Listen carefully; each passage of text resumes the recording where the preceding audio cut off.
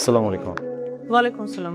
আমার ওয়াইফ ইমি তপুর রেজাল্ট দিল তো ওর জন্য একটা গিফট আনলাম। ভাবলাম ওয়াইফকেও নিয়ে আসি, আপনাদের সাথে দেখা করাই। তপুর রেজাল্ট শুনে গিফট নিয়ে আসছেন গিটার না? তপুর রেজাল্ট কি?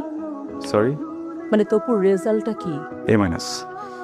তামসা করতে আসছেন আপনি? আপনাকে প্রথম দিন আমি বলি নাই যে আমি কিচ্ছু চাই না, আমি শুধু একটা এ প্লাস চাই? বলি নাই আপনাকে?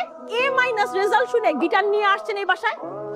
একটা বাচ্চা কিভাবে ওয়ার্ক করে, রেজাল্টে এ প্লাস কেন পেল না, এই জন্য পুরো সোসাইটি মিলে একসাথে একটা বাচ্চাকে ধিক্কার জানায় দেন।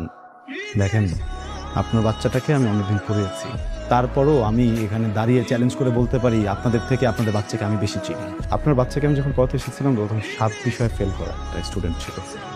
বোর্ড এক্সামের পরে এই একই স্টুডেন্ট একটা বিষয়ও ফেল করেনি, উত্তীর্ণ হয়েছে নিজে নিজে পরীক্ষা দিয়ে।